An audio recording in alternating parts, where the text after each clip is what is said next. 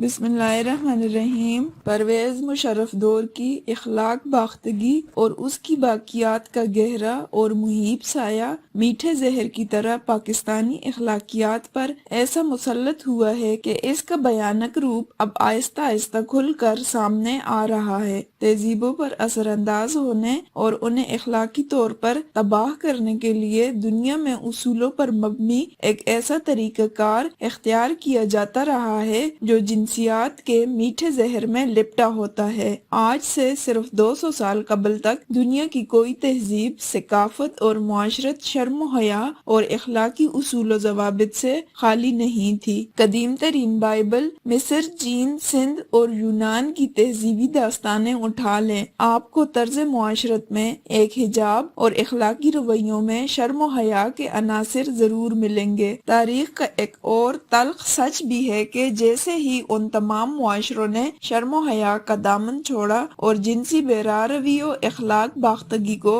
اپنا اوڑھنا بچھونا بنایا تو پھر بدترین زوال ان کا مقدر ہو گیا۔ قدیم ترین تہذیبوں میں روم اور یونان کی ثقافتیں اپنے علم و عرفان اور تہذیب و تمدن کے حوالے سے پہچانی جاتی تھیں، لیکن جیسے ہی ان دونوں معاشروں نے جنسی تلذذ پرستی اور شہوانی حیوانیت کو اپنا شعار بنایا، یہ دونوں تہذیبیں ایسے زوال کا شکار ہوئیں کہ آج وہ صرف آثار قدیمہ تک محدود ہو کر رہ گئی ہیں۔ آپ صرف ان کے محلات کے کھنڈرات کا نظارہ کر سکتے ہیں۔ تاریخ کی یہ گواہی بڑی المناک ہے، جس پر مہر تصدیق آج کا دور ثبت کر رہا ہے کہ اپنے زمانے کی عالمی طاقت روم، جو آج کا اٹلی ہے، یورپی یونین کے دست نگر ملک کی حد تک محدود ہو چکا ہے، اور سقراط، افلاطون اور ارسطو کا یونان اب ایک ایسا ملک ہے جس کے بارے روز یہ خبریں گردش کرتی ہیں کہ معاشی طور پر آج ڈوبا یا کل۔ جدید مغربی تہذیب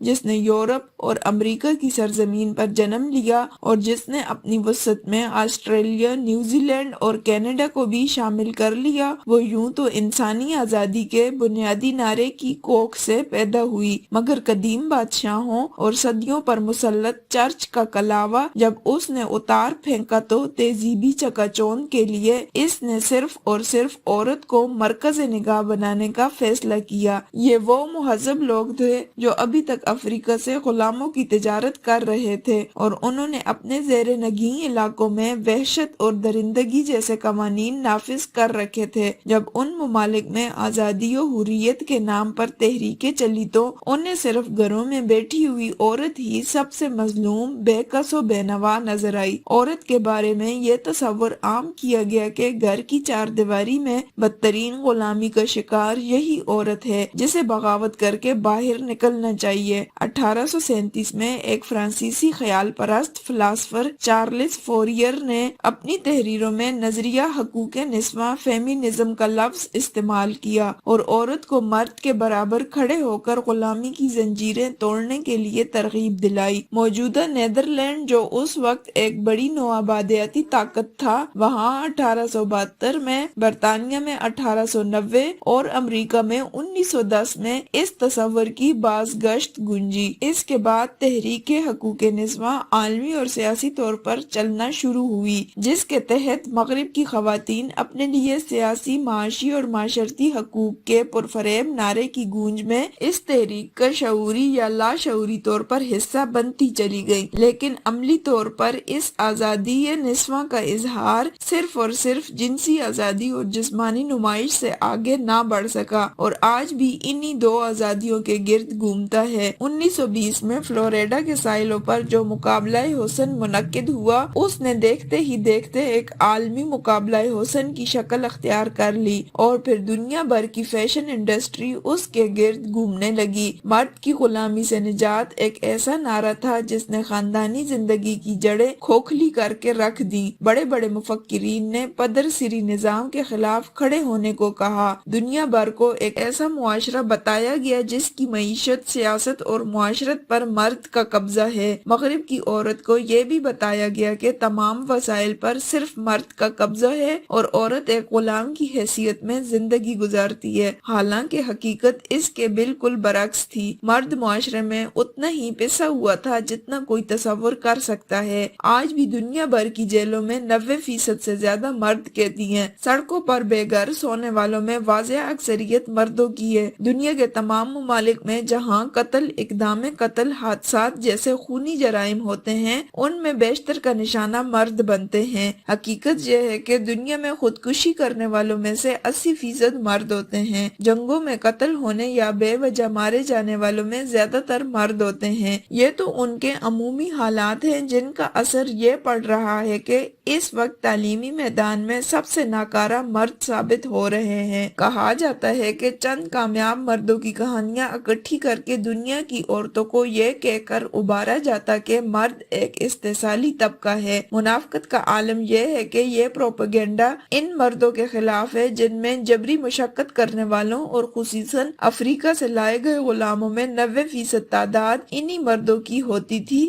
صدیوں سے بدترین غلامی، تشدد، بیگار، یہاں تک گلیڈیٹر کی طرح پال پوس کر بھوکے شیروں کے سامنے ڈالے جانے والے بھی مرد ہی ہوتے تھے۔ لیکن چونکہ صرف عورت کو مظلوم ثابت کرنا مقصود تھا، اس لیے صرف اسی کی ظلم کی داستانیں مشہور کی گئیں۔ تحریک حقوق نسواں کا اصل رنگ و روپ وہ جنسی آزادی و خود مختاری تھی جس نے عورت کو شمع محفل کے سٹیج پر لا بٹھایا، لیکن اس سے پہلے اسے یہ درس بھی دیا گیا کہ اخلاق، تہذیب، شرافت، حیا، خاندانی زندگی، ممتا، بیٹی اور بہن کا رشتہ، یہ سب غلامی کی زنجیریں جنہیں تم نے کاٹنا ہے۔ اگر ان میں سے کسی ایک زنجیر پر بھی تم نے سمجھوتا کر لیا تو پھر باقی سب زنجیریں بھی تمہارے گلے کا توق بن جائیں گی۔ یوں تو وہ تحریک حقوق نسواں جو عورت کو کاروباری طور پر استعمال کرنے کے خلاف تھی، اسی کی کوکھ سے جس ماڈل گرل نے جنم لیا، اس کا ہر روپ ہی کاروبار تھا۔ مغرب نے جس جنسی آزادی و خود مختاری کو حاصل کر کے اپنی اخلاقی زندگی برباد کی، اس کا تصور پاکستان کی حقوق نسواں تحریک میں مشرف دور سے پہلے کبھی نہیں تھا۔ لیکن مشرف اور اس کے دور کی NGO زادیاں اس قدر یورپ زدہ ہیں کہ گزشتہ سالوں کے عورت مارچ میں عورتوں کے ہاتھ میں ایسے بینر تھمائے گئے جن کا حقوق سے دور دور تک کوئی تعلق واسطہ نہیں تھا، بلکہ یہ صرف جنسی آزادی اور اخلاق باختگی کو